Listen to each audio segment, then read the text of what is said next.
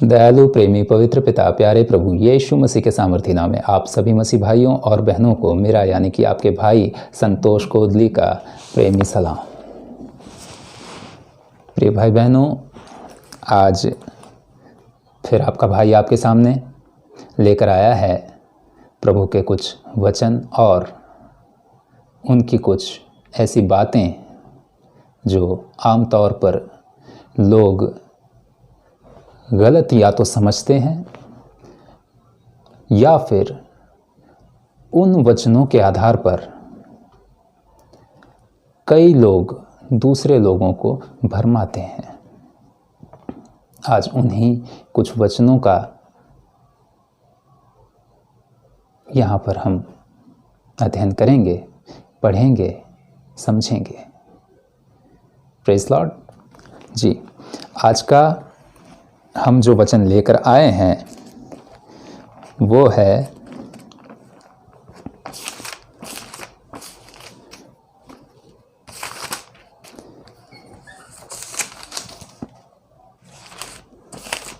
यूहन्ना की पुस्तक से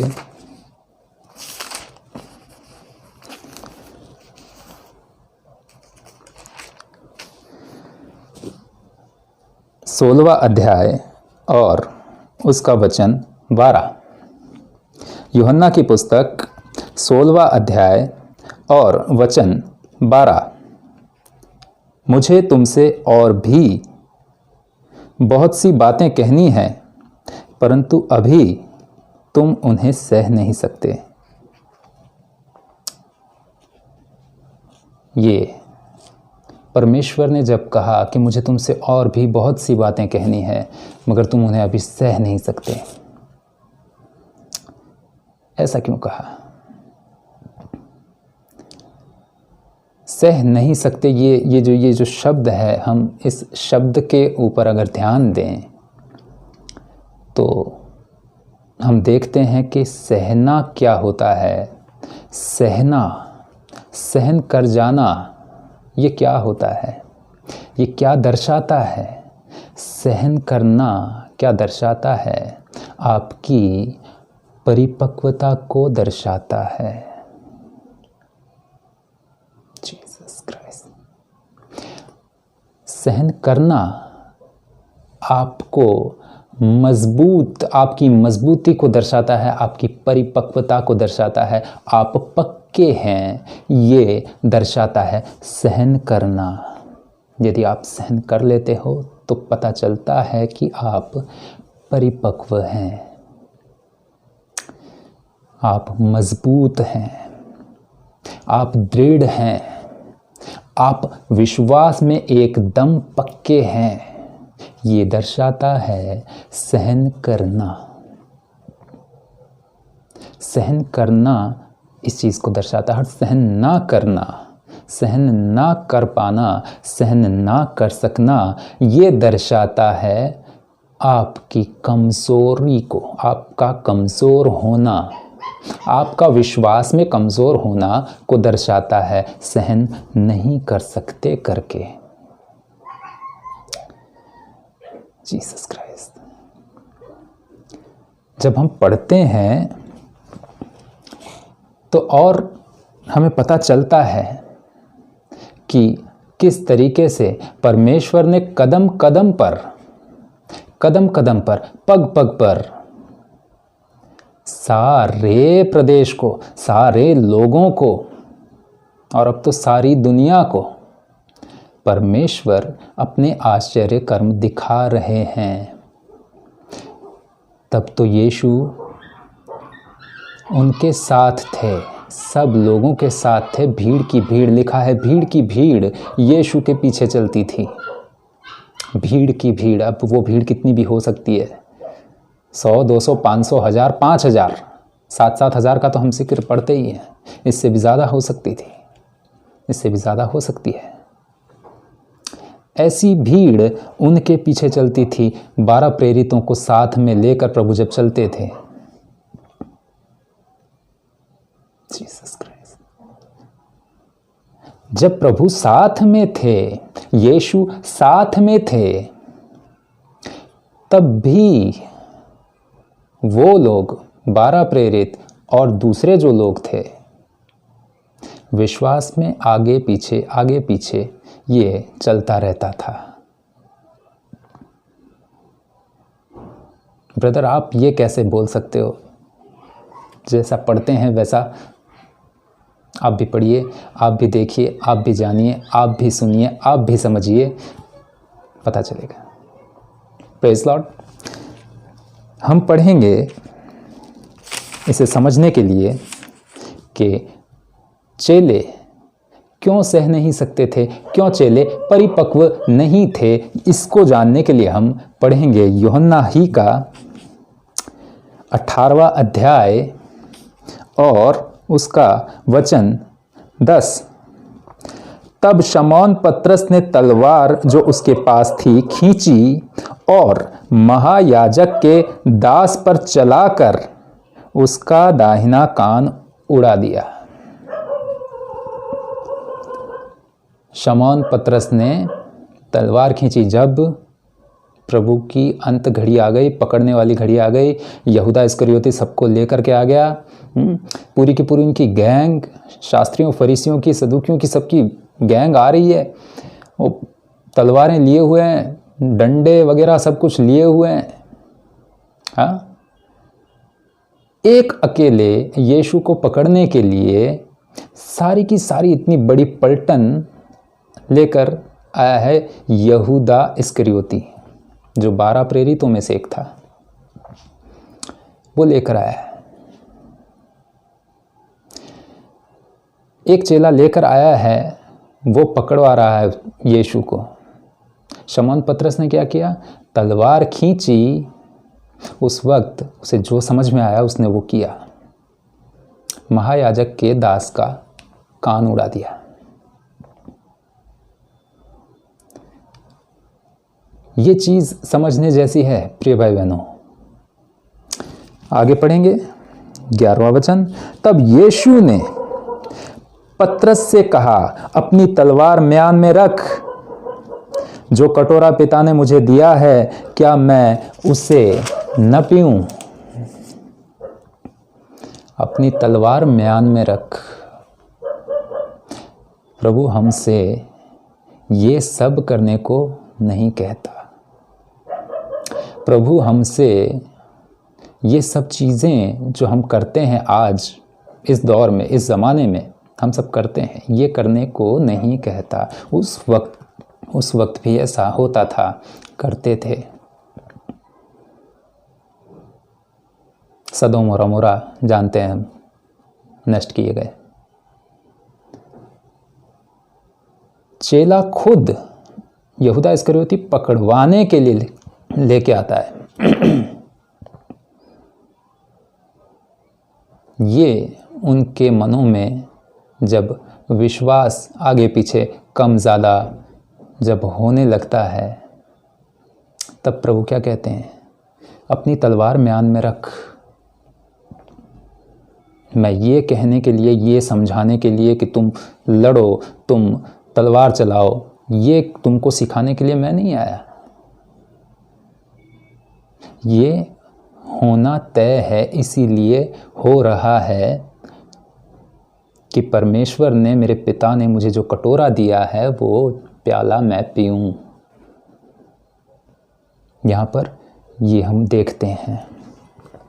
थोड़ा आगे चलकर देखेंगे।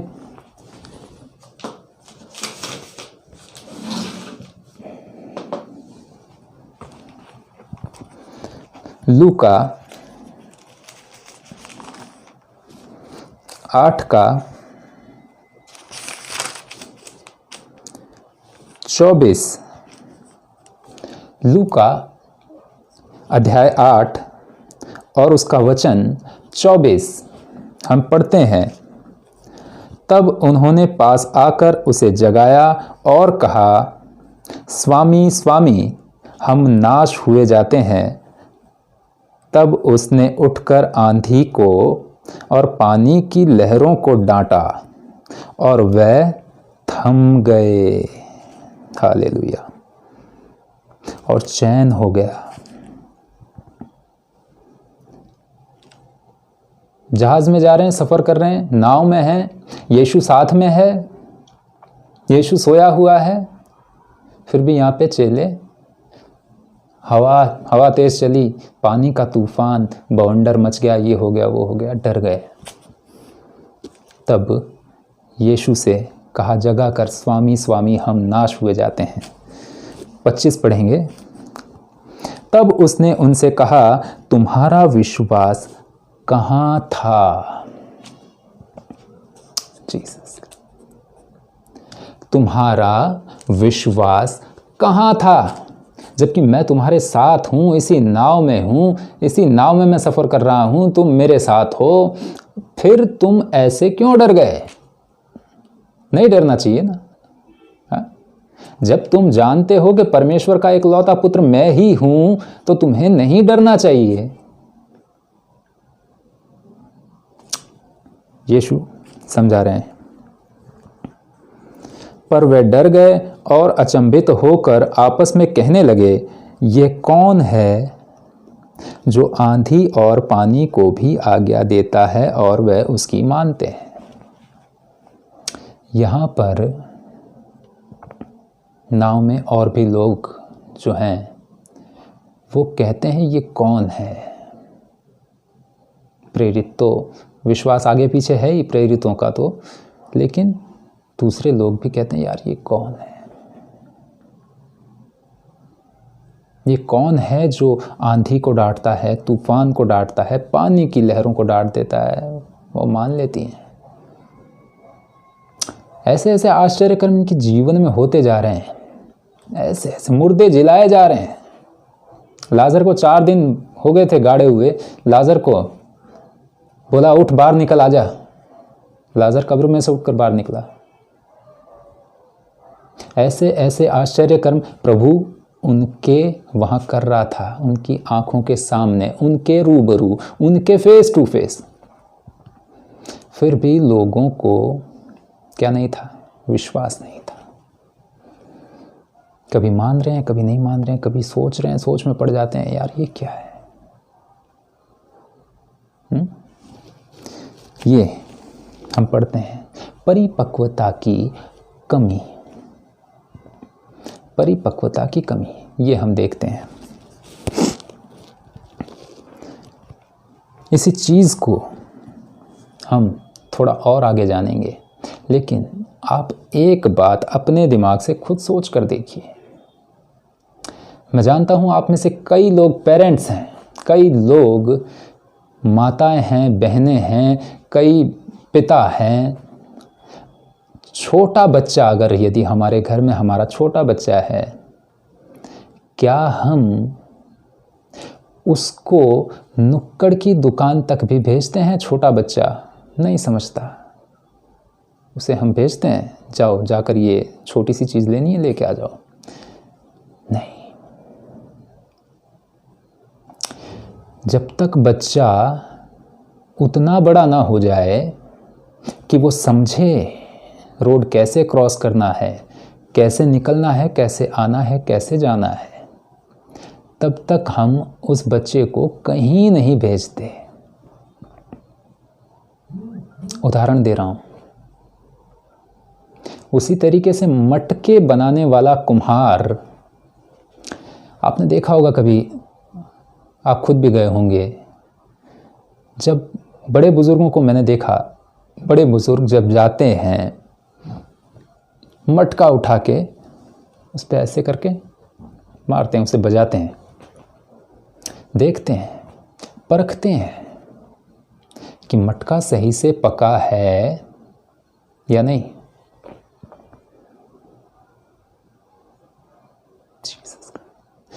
मटके का सही पकना, सही तरीके से वो पक जाना बहुत ज़रूरी होता है, क्योंकि कच्चे घड़े में पानी नहीं रह सकता।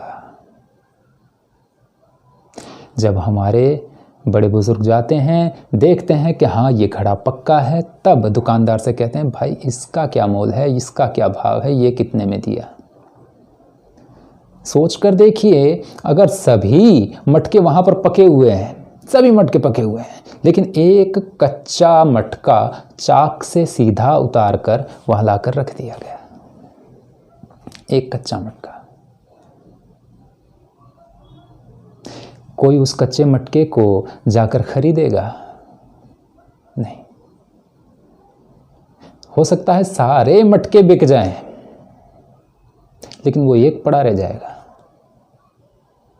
वो एक नहीं बिकेगा, कम से कम कोई समझदार आदमी उसको नहीं खरीदेगा, अपना पैसा वेस्ट नहीं करेगा कच्चे मटके को लेने में, क्योंकि वो जानता है सीधा चाक से उतार कर रखा गया है, पानी डालूंगा घड़ा पिघल जाएगा, गल जाएगा, मतलब नहीं है।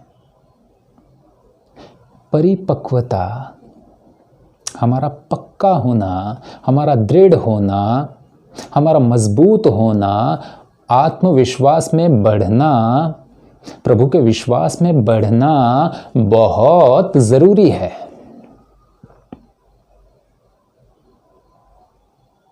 बहुत सी बातें यीशु को कहनी थी, पक्के नहीं थे प्रेरित, नहीं कही, क्योंकि प्रभु जानता था मटके अभी कच्चे हैं, पानी भरूंगा निकल जाएगा, मतलब नहीं है कुछ। पकते कब हैं हम कब परिपक्व होते हैं, कब? आप सोच के देखिए, एक राजा का बेटा, राजकुमार, राजा का बेटा, जब जो जी चाहा खाने को आ गया सामने, जब जो जी चाहा पी लिया, ऐशो आराम की जिंदगी, किसी चीज की कोई कमी घटी नहीं। ऐसा आदमी जिसने कभी दुख देखा ही नहीं, ऐसा आदमी, ऐसा राजकुमार जिसने कभी दुख नहीं देखा, क्या होता है उसे पता नहीं है दुख। तो अगर किसी विकट परिस्थिति में फंस जाए, क्या वो जिंदा रह पाएगा? क्या वो अपने आप को बचा पाएगा? क्या वो 3 दिन की बासी रोटी भी खा पाएगा? नहीं, क्योंकि वो उस चीज़ के लिए परिपक्व नहीं है, उस चीज़ के लिए तैयार नहीं है। वो राजा का बेटा है, राजा का बेटा है, उसे नहीं पता दुख क्या होता है। लेकिन अब इसी चीज़ को आप थोड़ा उलट कर लीजिए। राजा का जो बेटा है, आप उसी को उठाकर एक गरीब मजदूर का, या लकड़हारे का, या कुम्हार का, या खेत में काम करने वाले किसी मजदूर का, दिहाड़ी पर काम करने वाले, उसका बेटा समझ लीजिए, ये उसका बेटा है। पहले राजा का था, राजा का बेटा अब मजदूर का समझ लीजिए। वहां क्या होगा? वहां उससे दिन प्रतिदिन का दुख जो उसके जीवन में होगा वो उसे पता चलेगा। कभी रोटी है, कभी नहीं है तो सूखी रोटी खाई,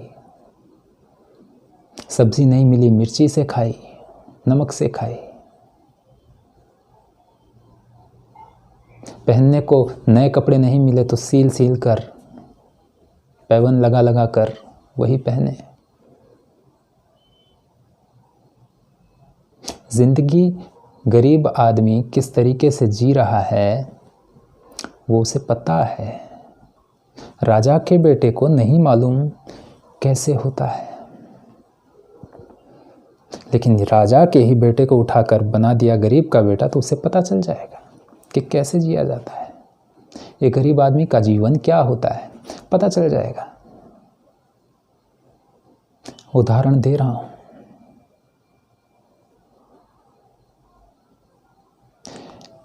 जब तक प्रेरितों के जीवन में कष्ट नहीं आया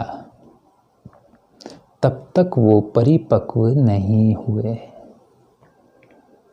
कष्ट, प्रभु खुद कहता है तुम में से कई लोग पकड़े जाओगे, पकड़वा दिए जाओगे, मेरे नाम से जहाँ भी जाओगे तुम सताए जाओगे, जहाँ कहीं भी तुम प्रचार करोगे कई लोग तुम्हारा सम्मान करेंगे, कुछ लोग तुम्हें बुलाएंगे, घर में पानी का ग्लास देंगे, इज्जत से बिठाकर पिलाएंगे, लेकिन कई लोग तुम्हारा अपमान करेंगे, कई लोग तुम्हें मारेंगे, यहाँ तक कि जान से भी मार देंगे, कई लोग तुम्हें पकड़कर राजा के वहाँ पेश करेंगे। सो ऐसे दुख और सुख उनके जीवन में आने वाले थे।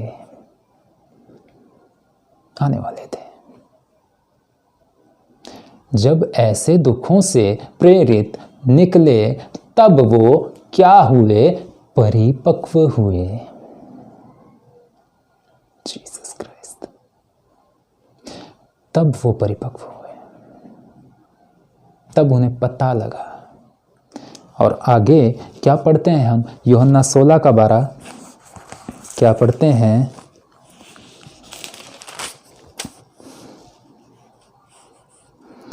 यूहन्ना 16:12 अब 13, यूहन्ना 16:13 परंतु जब वह अर्थात सत्य का आत्मा आएगा तो तुम्हें सब सत्य का मार्ग बताएगा, क्योंकि वह अपनी ओर से न कहेगा परंतु जो कुछ सुनेगा वही कहेगा और आने वाली बातें तुम्हें बताएगा।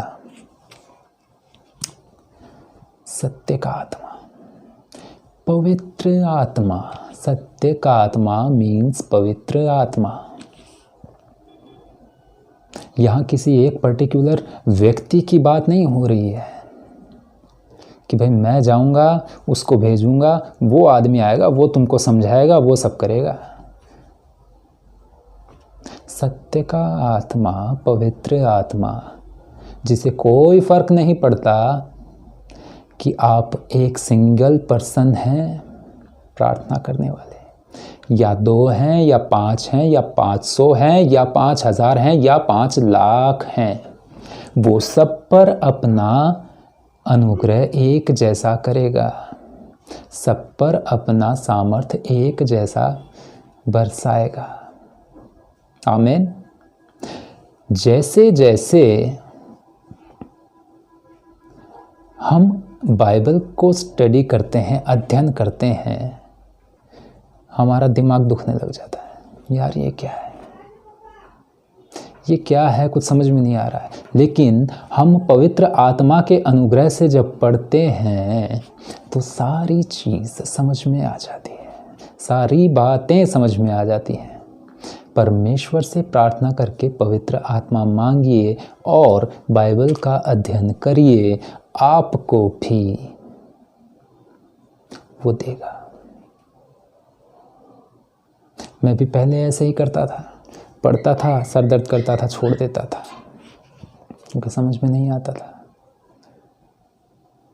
इस चीज से कोई लेना देना नहीं कि पवित्र आत्मा कहाँ कहाँ उतरेगा, किन किन लोगों पर। जिसने भी यीशु के पीछे हो लिया, जो भी, जिसने भी मांगी, पवित्र आत्मा उसके जीवन में कार्य करेगा। आमीन जी। परिपक्वता जरूरी है। आगे हम और वचनों को देखेंगे। परिपक्वता पर ही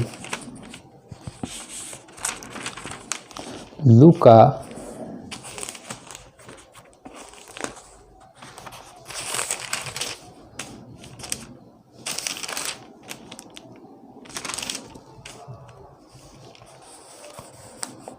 माफ़ कीजिएगा, ज़रा मुझे वक्त लगता है।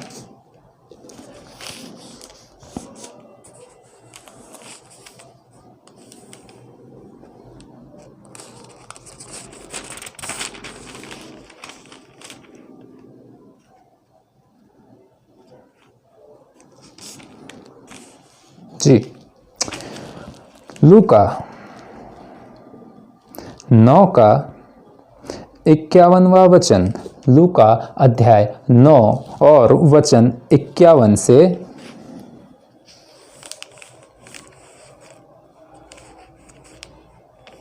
56, 51 से 56 तक पढ़ेंगे। जब उसके ऊपर उठाए जाने का दिन पूरा हुए, फिर से पढ़ता हूँ, माफ़ कीजिएगा। जब उसके ऊपर उठाए जाने के दिन पूरे होने पर थे तो उसने यरूशलेम जाने का विचार दृढ़ किया। उसने अपने आगे दूत भेजे, वह सामरियों के एक गांव में गए कि उसके लिए जगह तैयार करे। परंतु उन लोगों ने उसे उत्तर न दिया, क्योंकि वह यरूशलेम जा रहा था। ये देखकर उसके चेले याकूब और यूहन्ना ने कहा। सुनने जैसी चीज़ है, समझने जैसी बात है। फिर से पढ़ता हूँ एक बार 54वां वचन फिर से। ये देखकर उसके चेले याकूब और यूहन्ना ने कहा, हे प्रभु, क्या तू चाहता है कि हम आज्ञा दें कि आकाश से आग गिरकर इन्हें भस्म कर दे?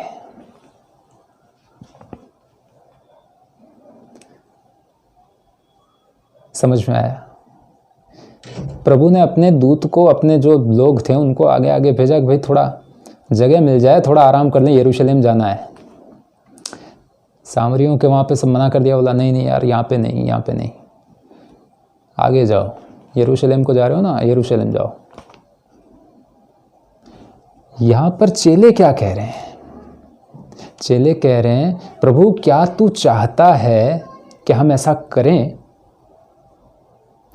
क्या हम आग बरसाएं, आकाश में ऑर्डर करें, हम कहें आग बरस और इन्हें भस्म कर दे, ऐसा कहें?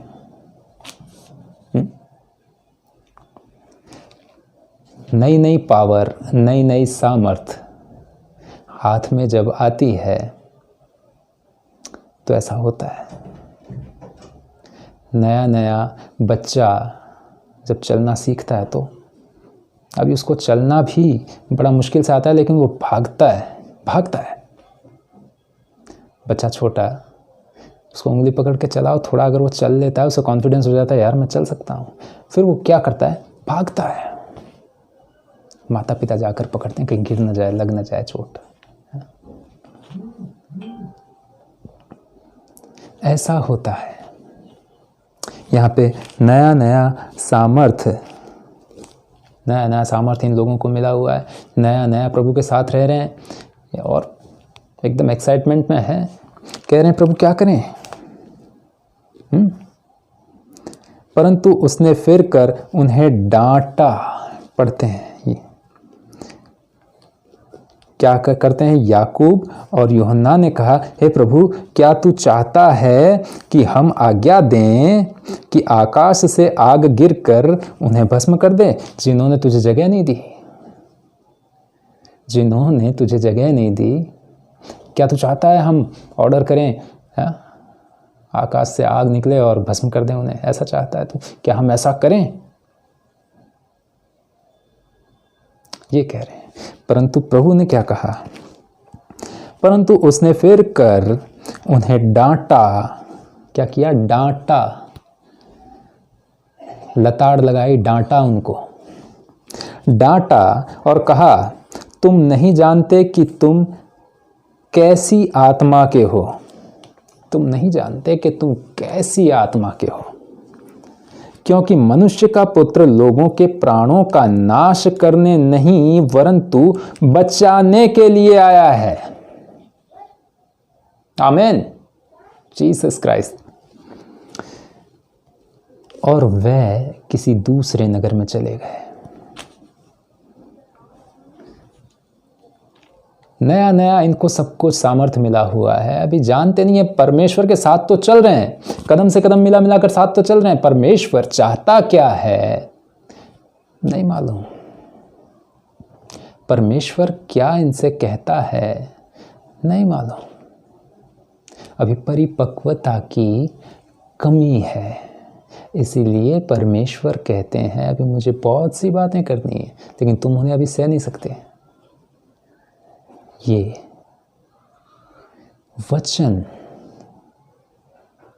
जो परमेश्वर कहते हैं, इन्हें समझना, मैं आपसे सच सच कहता हूँ भाइयों बहनों, इतना आनंद की बात है, इतना आनंद का ये विषय है कि अगर हमें समझ में आ जाता है, मैं कहता हूँ कि हमसे ज़्यादा सुखी, हमसे ज़्यादा बड़ा धनी यहाँ पृथ्वी पर और कोई नहीं है। आमीन। Jesus Christ. परमेश्वर आपको आशीष दे। ये पढ़ते हैं हम परिपक्वता के बारे में, परिपक्वता। फिर हम आगे पढ़ते हैं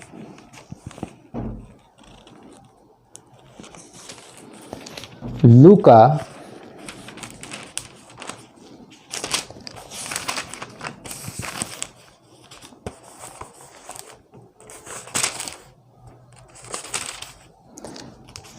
17 का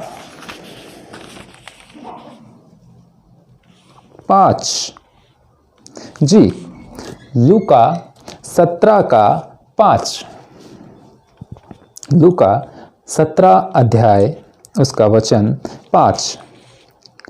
तब प्रेरितों ने प्रभु से कहा, हमारा विश्वास बढ़ा। क्या कहा? हमारा विश्वास बढ़ा। हमारा विश्वास बढ़ना चाहिए। प्रेरितों ने प्रभु से कहा, हमारा विश्वास बढ़ा। प्रभु ने क्या उत्तर दिया, देखते हैं। प्रभु ने कहा, यदि तुमको राई के दाने के बराबर भी विश्वास होता तो तुम इस शहतूत के पेड़ से कहते कि जड़ से उखड़कर समुद्र में लग जा, तो वह तुम्हारी मान लेता। यदि तुम्हें इतना भी विश्वास होता, राई के दाने के बराबर भी विश्वास होता, तो इतना बड़ा काम हो सकता था, इतना बड़ा कार्य हो सकता था कि शहतूत के पेड़ से कह दो यहां से उखड़ समुद्र में जाके लग सकता था। Jesus Christ. प्रभु कहते हैं इतना भी अगर विश्वास होता ना तो ये काम भी हो सकता था, ये आश्चर्य कर्म भी हो सकता था। यहाँ हम ये देखते हैं, विश्वास बढ़ा जबकि प्रभु साथ में है, प्रभु आश्चर्य कर्म कर रहा है, प्रभु मुर्दे जिला रहा है, प्रभु लंगड़े लूले को चंगाई दे रहा है, मरे हुओं को जिला रहा है, कब्र में घुस दफना दिया उनको, कब्र में जिनको दफना दिया है उन लोगों को जिला रहा है परमेश्वर। फिर भी ये लोग कहते हैं हमारा विश्वास बढ़ा।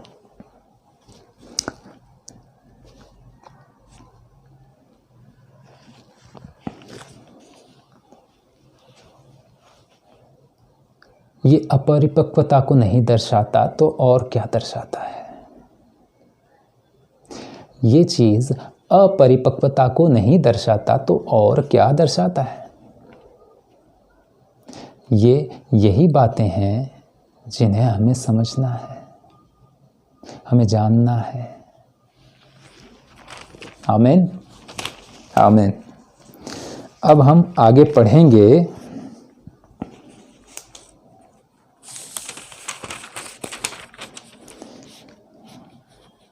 लूका ही का 18 अध्याय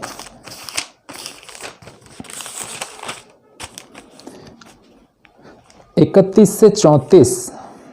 लूका 18 अध्याय 31 से 34 तक। फिर उसने 12 को साथ ले जाकर उनसे कहा, देखो हम यरूशलेम को जाते हैं और जितनी बातें मनुष्य के पुत्र के लिए भविष्यवक्ताओं के द्वारा लिखी गई हैं वह सब पूरी होंगी। आमीन, आमीन।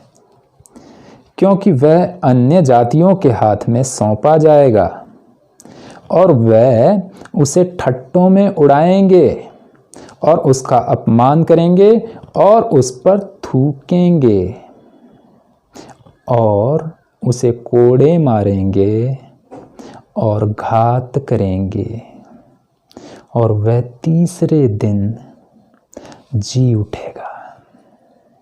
Jesus Christ. आमीन। तीसरे दिन जी उठेगा। पर उन्होंने इन बातों में से कोई बात न समझी। परमेश्वर इतना क्लियरली, इतना साफ साफ, फेस टू फेस, हाँ, रूबरू, एक दूसरे के फेस टू फेस, एक दूसरे के रूबरू, इतना साफ साफ बातें कर रहा है परमेश्वर। लेकिन क्या लिखा है यहाँ पे? पर उन्होंने इन बातों में से कोई बात न समझी और ये बात उनसे छिपी रही और जो कहा गया था वह उनकी समझ में न आया। उनकी समझ में ना आया। परमेश्वर सामने खड़ा होकर, परमेश्वर साथ खड़ा होकर बातें कर रहा है, आश्चर्य कर्म दिखा रहा है, समझ में नहीं आ रहा है।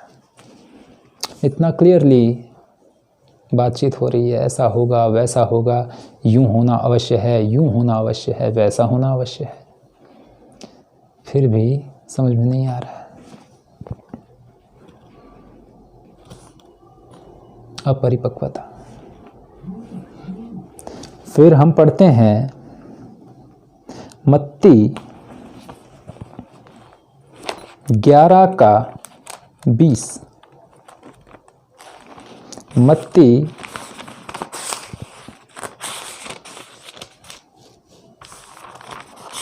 11:20, हाँ शायद 11:20 ही है।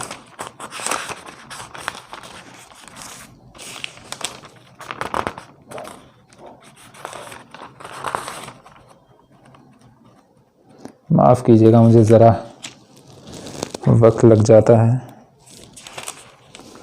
11, मत्ती 11 और उसका 20। मत्ती अध्याय 11 और वचन 20। तब वह उन नगरों को उलाहना देने लगा जिनमें उसने बहुत से सामर्थ्य के काम किए थे, क्योंकि उन्होंने अपना मन नहीं फिराया था।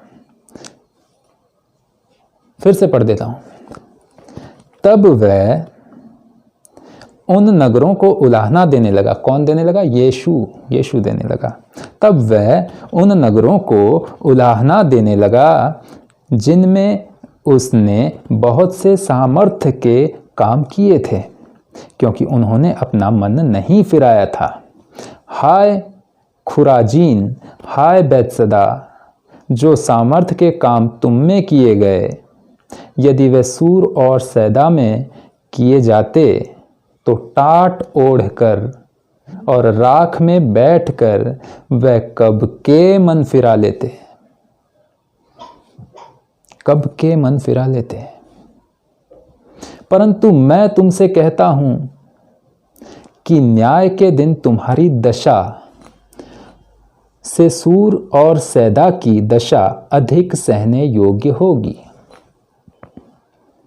फिर से पढ़ता हूं ये वचन, सुनिएगा। परंतु मैं तुमसे कहता हूं कि न्याय के दिन तुम्हारी दशा से सूर और सैदा की दशा अधिक सहने योग्य होगी। हे कफरनहूम, क्या तू स्वर्ग तक ऊंचा किया जाएगा? तू तो अधोलोक तक नीचे जाएगा। जो सामर्थ्य के काम तुझ में किए गए हैं, यदि सदोम में किए जाते तो वह आज तक बना रहता। सदोम में किए जाते तो वह आज तक बना रहता। पर मैं तुमसे कहता हूं, न्याय के दिन तेरी दशा से सदोम की दशा अधिक सहने योग्य होगी। सदोम को, जो एक बहुत पापी शहर था, बहुत पापी सदोम और अमोरा, उसकी दशा इन दूसरों से ज़्यादा सहने योग्य होगी। क्या ज़्यादा सहने योग्य? मैंने अभी बताया, परिपक्वता।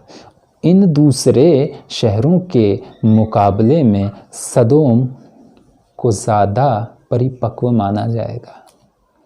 क्यों? कि इनमें जो परमेश्वर ने आश्चर्य कर्म दिखाए, वो अगर सदोम में दिखाए होते तो वहाँ के लोग भी अपना मन फिरा लेते। ये परमेश्वर कह रहा है। हालेलुया। ये बातें जो हो रही हैं, ये जो पढ़े हमने वचन, ये दर्शाता है सहने की जो हमारी कैपेसिटी है, सहने की योग्यता, जो सहने की योग्यता है। सदोम को इन बाकी शहरों से, बाकी राज्यों से ज़्यादा सहने योग्य समझा जाएगा, ज़्यादा परिपक्व माना जाएगा। ये परिपक्वता और अपरिपक्वता को, दोनों चीज़ों को दर्शाता है। सहने योग्य, न सहने योग्य, ये वचन हमें ये समझाता है। अब हम आगे बढ़ेंगे।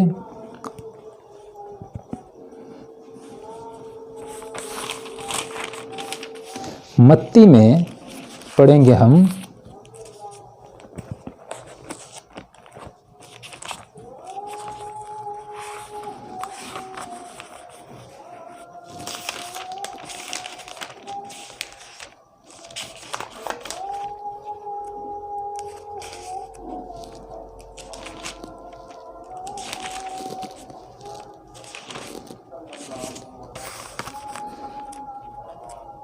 माफ़ी चाहूँगा, मैं अकेला इंसान हूँ और कोई साथी नहीं, इसीलिए थोड़ा वक्त मुझे लग जाता है। जी, मत्ती अध्याय 14 और वचन 22। तब उसने तुरंत अपने चेलों को नाव पर चढ़ने के लिए विश्वास किया कि वह उससे पहले पार चले जाएं। फिर से पढ़ता हूँ। तब उसने तुरंत अपने चेलों को नाव पर चढ़ने के लिए विवश किया, माफ़ कीजिएगा, विवश किया कि वह उससे पहले पार चले जाएं। यीशु ने विवश किया अपने चेलों को कि तुम मुझसे पहले पार चले जाओ, क्योंकि 5000 पुरुषों को, 5000 लोगों को खाना खिलाया, उनका दावत हुआ, खाना वाना खिलाया, परमेश्वर उन्हें विदा कर रहा था। यहाँ पे चेलों को परमेश्वर ने कहा, भाई तुम नाव में चढ़ जाओ और मुझसे पहले पार चले जाओ। ये वो बात हो रही है यहाँ पे। तब उसने तुरंत अपने चेलों को नाव पर चढ़ने के लिए विवश किया कि वह उससे पहले पार चले जाएं, जब तक वह लोगों को विदा करे। वह लोगों को विदा करके प्रार्थना करने को अलग पहाड़ पर चला गया और सांझ को वह वहां अकेला था। 14 का 22 से पढ़ रहा हूं मैं। सांझ को वह अकेला था। 24, उस समय नाव झील के बीच लहरों से डगमगा रही थी, क्योंकि हवा सामने की थी, और यीशु रात के चौथे पहर झील पर चलते हुए उनके पास आया। 26, चेले उसको झील पर चलते हुए देखकर घबरा गए। चेले उसको झील पर चलता हुआ देखकर घबरा गए और कहने लगे, ये भूत है। भूत। चेले कहने लगे, ये भूत है, और डर के मारे चिल्लाने लगे। तब यीशु ने तुरंत उनसे बातें की और कहा, ढाढ़स बांधो, मैं हूं। कहा, ढाढ़स बांधो, ये मैं हूं, डरो मत। पतरस ने उसको उत्तर दिया, हे प्रभु, यदि तू ही है तो मुझे अपने पास पानी पर चलकर आने की आज्ञा दे। यहां पर अभी भी क्या हो रहा है? अभी भी विश्वास नहीं है। दिख तो रहा है कि परमेश्वर जैसा हमारा जो साथ में है, परमेश्वर वो जो यीशु है उसी के जैसा है तू प्रभु, लेकिन अभी भी विश्वास नहीं है। तू ही है, ये ऐसा बोल रहे हैं। पतरस ने उसको उत्तर दिया, हे प्रभु, यदि तू ही है तो मुझे अपने पास पानी पर चलकर आने की आज्ञा दे। उसने कहा, आ। परमेश्वर ने कहा, आ। तब पतरस नाव पर से उतरकर यीशु के पास जाने को पानी पर चलने लगा। पतरस चलने लगा पानी पर हवा को देखकर डर गया। हवा को देखकर, हवा आंधी बड़ी जोरदार चल रही होगी, देखकर डर गया। यार पानी पे चल रहा हूँ, कहीं डूब गया तो, मर गया तो, कुछ हो गया तो। डर गया और जब डूबने लगा तो चिल्लाकर कहा, हे प्रभु मुझे बचा, हे प्रभु मुझे बचा। यीशु ने तुरंत हाथ बढ़ाकर उससे थाम लिया और उसे कहा, हे अल्प विश्वासी, तूने क्यों संदेह किया? सबसे पहली बात तो संदेह वहीं पे कर रहा है कि मैं चल के आ रहा हूं, फिर भी तू कह रहा है कि नहीं यार ये तो भूत है। फिर तूने कहा कि भाई मुझको चलने की, अगर तू ही है प्रभु तो मुझको पानी पर चलकर तेरे पास आने की आज्ञा दे। मैंने वो भी दे दी। फिर तू चल के आया भी सही, लेकिन हवा को देख के डर गया। इतना विश्वास नहीं था कि ये प्रभु जो मुझे पानी पे चला सकता है, मरने कैसे देगा। विश्वास अपरिपक्वता को दर्शाता है या नहीं दर्शाता है? हालेलुया। अपरिपक्वता को दर्शाता है ये सब चीजें। जब वे नाव पर चढ़ गए तो हवा थम गई। इस पर उन्होंने जो नाव पर थे उसे दंडवत करके कहा, सचमुच तू परमेश्वर का पुत्र है।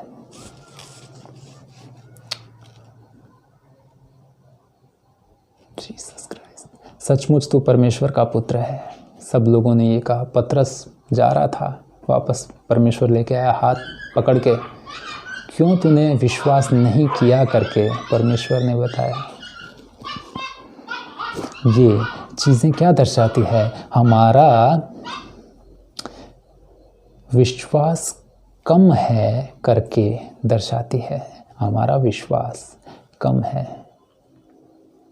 लिखा है अल्प विश्वासी, कम विश्वास, कभी आगे कभी पीछे, कभी हाँ कभी ना, ऐसा होगा नहीं होगा मालूम नहीं।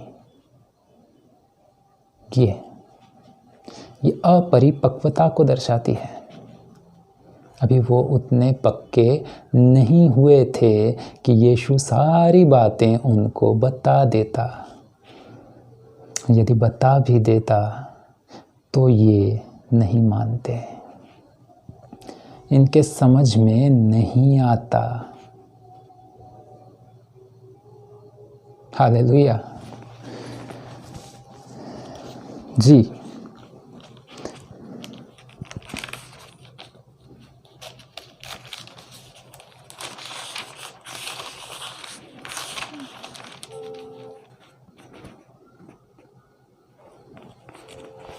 ये जो वचन आज हमने पढ़े परमेश्वर के लोगों, आप सबको आशा करता हूं कि आपको समझ में आया होगा। आपको ये सारी चीज़ें समझ में आई होंगी। परमेश्वर ने ऐसा क्यों कहा कि मुझे बहुत सी बातें कहनी है लेकिन तुम उन्हें अभी सह नहीं सकते। ऐसा क्यों कहा? ये इनके अल्प विश्वास के कारण, इनके कमज़ोर विश्वास में होने के कारण, ये इनका क्या कहते हैं अपरिपक्वता के कारण। ये इसीलिए परमेश्वर ने कहा था, ना कि इसीलिए कि भाई मैं तुमसे अभी बहुत सी बातें कहनी है लेकिन कह नहीं सकता, मैं ऊपर जाऊंगा फिर एक और कोई आएगा, चाहे लेडीज़ चाहे जेंट्स कोई भी आएगा, एक वो कहेगा मेरी जो बाकी की बातें हैं वो तुमसे कहेगा, वो तुम लोगों को बताएगा, वो तुम लोगों को समझाएगा और वो तुमको समझनी है। इसलिए नहीं, जीसस क्राइस्ट। ये अपरिपक्वता को हमें हमारे जीवन में क्या करना है? निकाल फेंकना है।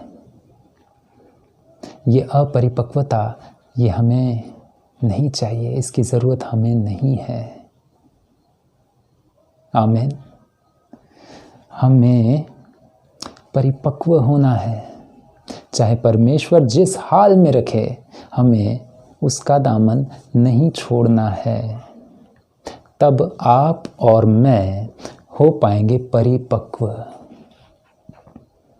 कई लोगों को, कई बच्चों को, कई बड़े बड़ों को, एडल्ट्स को मैंने देखा है, थोड़ा विश्वास में जाते हैं, कुछ तकलीफ़ आ जाती है, कहते हैं ओ यीशु ठीक कर दे, ये हो जाएगा, वो हो जाएगा, हम मरने पर हैं, हमें चंगाई दे दे। हाँ, या तो चंगाई मिलने में थोड़ा लेट होता है या नहीं मिल पाती है हमारे इस कमज़ोर विश्वास के कारण। तो क्या करते हैं, अरे यीशु ने हमारी विनती सुनी ही नहीं, यीशु ने हमारी विनती सुनी ही नहीं, सुनता ही नहीं है। इतने सालों से हम प्रार्थना कर रहे हैं लेकिन नहीं सुनता वो। मैं आपसे सच सच कहता हूँ प्रिय भाई बहनों कि परमेश्वर तो हमारी हर घड़ी, हर वक्त, हर पल सुनता है, लेकिन हमें ये मालूम नहीं होता कि उसकी इच्छा क्या है और वो अपनी इच्छा को हमारे जीवन में कब लाएगा, कब जो हमने मांगा है हमें मिलेगा। क्योंकि हर चीज़ क्या होती है, सही वक्त पर मिलती है, सटीक वक्त पर मिलती है। आमीन। हर चीज़ सही वक्त पर हमें मिलती है। वो सही चीज़ सही वक्त पर हमें देता है।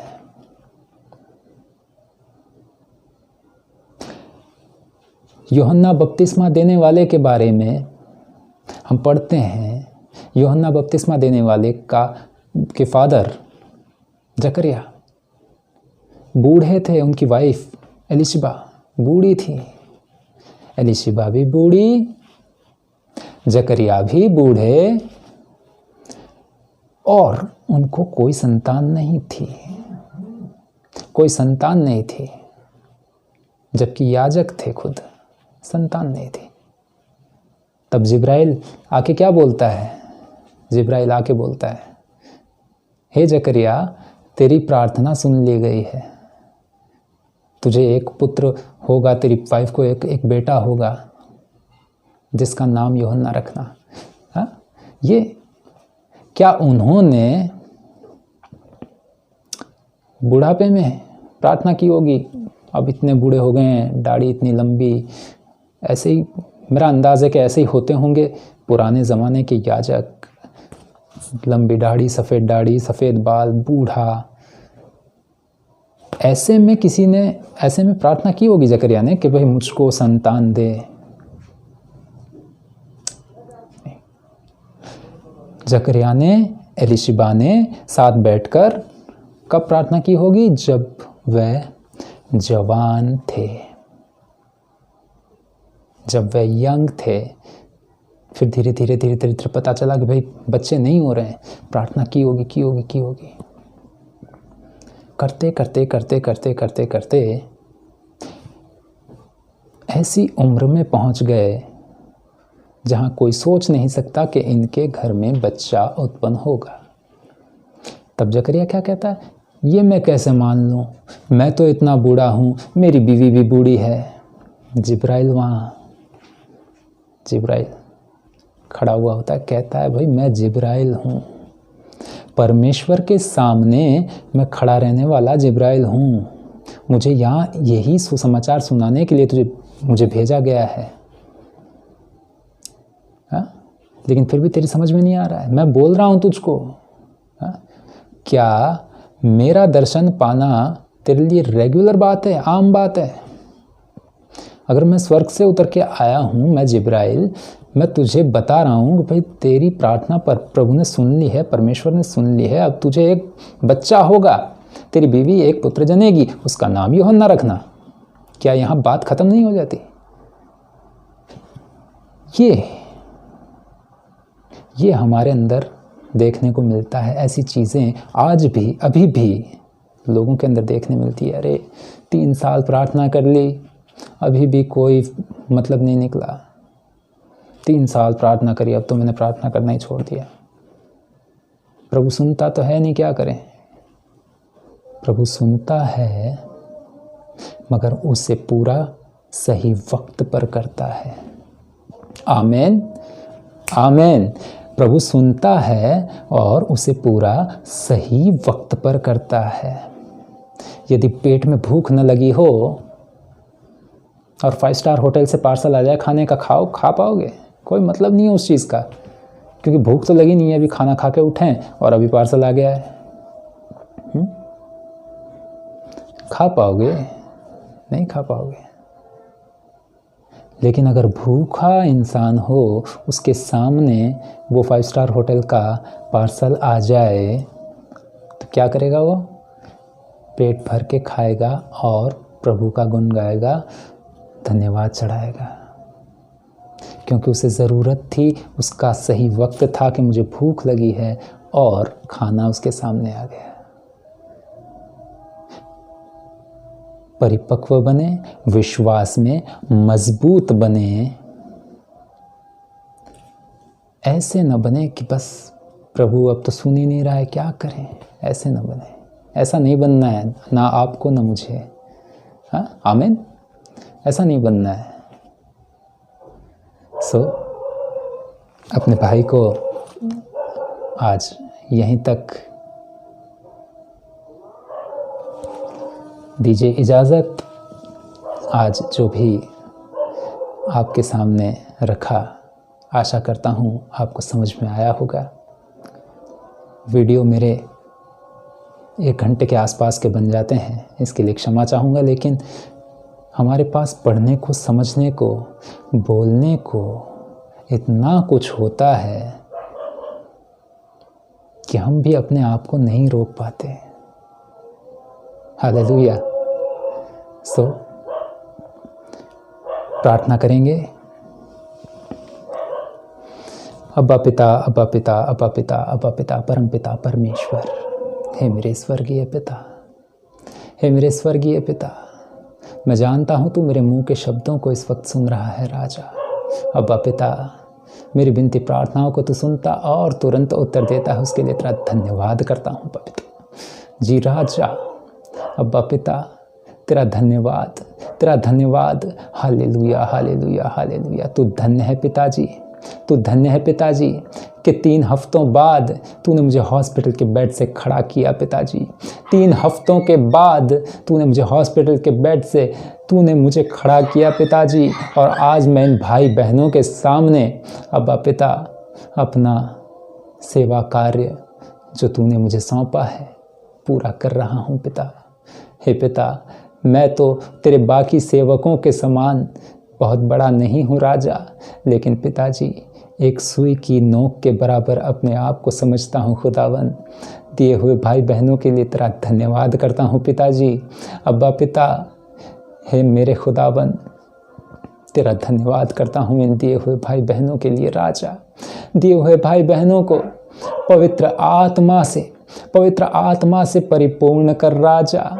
जो भी भाई, जो भी बहन इस वक्त मुझे देख रहे हैं पिताजी, वो मुझे नहीं देख रहे राजा, वो तुझे, तेरे वचनों को समझ रहे हैं पिताजी, तेरे वचनों को समझ रहे हैं पिताजी। अब्बा पिता, हे राजा, दिए हुए भाई बहनों को तेरी पवित्र आत्मा से दे पिता, ताकि वो भी समझने पाएँ, वो भी तेरी पवित्रताई में आगे बढ़ने पाएँ, वो भी उस मार्ग में आगे बढ़ने पाएँ जो तूने दिखाया है पिताजी। अब्बा पिता, तेरी पवित्रताई की हमें ज़रूरत है राजा, तेरी पवित्रताई की हमें ज़रूरत है। हमें उस दुष्ट के हाथों में नहीं पड़ना पिताजी, हमें उस दुष्ट के हाथों में नहीं पड़ना राजा। अब्बा पिता, हमें तेरी पवित्रताई चाहिए तेरे दिखाए हुए मार्ग पर चलने के लिए खुदावन। अब्बा पिता, हम में से कई भाई, कई बहनें रोज़ ये सोचते होंगे कि आज हमें प्रभु के मार्ग पर चलना है, जो प्रभु ने हमें सिखाया, जो प्रभु ने हमें दिखाया, उस पर चलना है, मगर पिताजी वो चल नहीं पाते। वो चल नहीं पाते। ऐसे भाइयों और बहनों के लिए मैं विनती प्रार्थना करता तुझसे राजा। हे खुदाबंद, ऐसे भाइयों और ऐसी बहनों, ऐसे बच्चे बच्चियों को पिताजी अपनी पवित्रताई में से दे। हे पिता, वो तेरी पवित्रताई में आगे बढ़ने पाएँ। हे पिता, गुनाह उनसे दूर रहे, पाप उनसे दूर रहे, व्यभिचार उनसे दूर रहे राजा। तेरी आज्ञाओं पर उन सभी छोटों को लेकर चल पिता। यीशु के नाम से विनती प्रार्थना मांगता खुदा, सुन और ग्रहण कर, यीशु के नाम में, आमीन। सो प्रेज लॉर्ड। आपके भाई को दीजिए इजाज़त। फिर आपके सामने अगले संडे कुछ नए वचन लेकर आपके सामने फिर हाजिर होऊंगा। तब तक के लिए अपना ध्यान रखिए। प्रभु आपका ध्यान रखे। प्रभु आपको आशीष दे। Praise Lord, praise Lord.